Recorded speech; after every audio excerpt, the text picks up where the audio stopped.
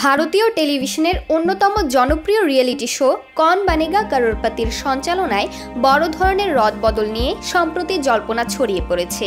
অমিতাভ বচ্চনের পরিবর্তে এবার সালমান খানকে সঞ্চালকের ভূমিকায় দেখা যেতে পারে এমন গুঞ্জন শোনা যাচ্ছে নেট দুনিয়ায়।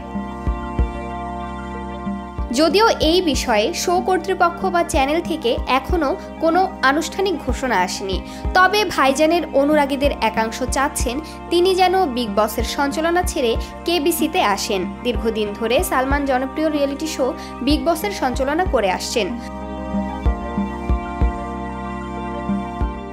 2000 সালে শুরু হওয়া কৌন বনেগা করোড়পতির প্রথম সিজন থেকেই সঞ্চালনা করে আসছেন বলিউডের শাহেনশাহ অমিতাভ বচ্চন। তার অনন্য উপস্থাপন ভঙ্গি শোটিকে দর্শকদের কাছে অত্যন্ত জনপ্রিয় করে তুলেছে।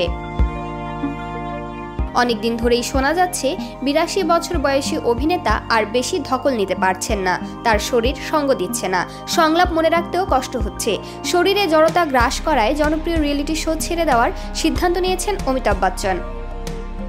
মাঝে গুঞ্জন ছিল তার বিদায়ের পর শোয়ের সঞ্চালকের গুরুদায়িত্ব যেতে পারে তারই পুত্রবধূ ঐশ্বরিয়া রাই বচ্চন কিংবা বচ্চন পরিবারের বড় ছেলে খ্যাত অভিনেতা শাহরুখ খানের কাছে।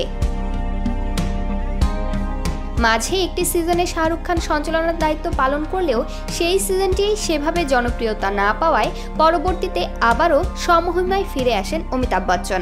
তারপর থেকে টানা এতগুলো সিজনে তাকেই দেখে আসছে দর্শক। নেটিজেনদের মাঝে এই জল্পনা যদি সত্য হয় এবং এই রদবদল ঘটে, তবে ছোট পর্দার আরও এক জনপ্রিয় শোয়ের দায়িত্ব পাবেন সালমান খান। তবে বিগ বির অনুপস্থিতিতে এই রিয়েলিটি শো কতটা গ্রহণযোগ্য হবে এবং দর্শক মহলের প্রতিক্রিয়া কী হবে, সেটাই এখন প্রশ্ন। নিউজ ডেস্ক, বার্তা 24।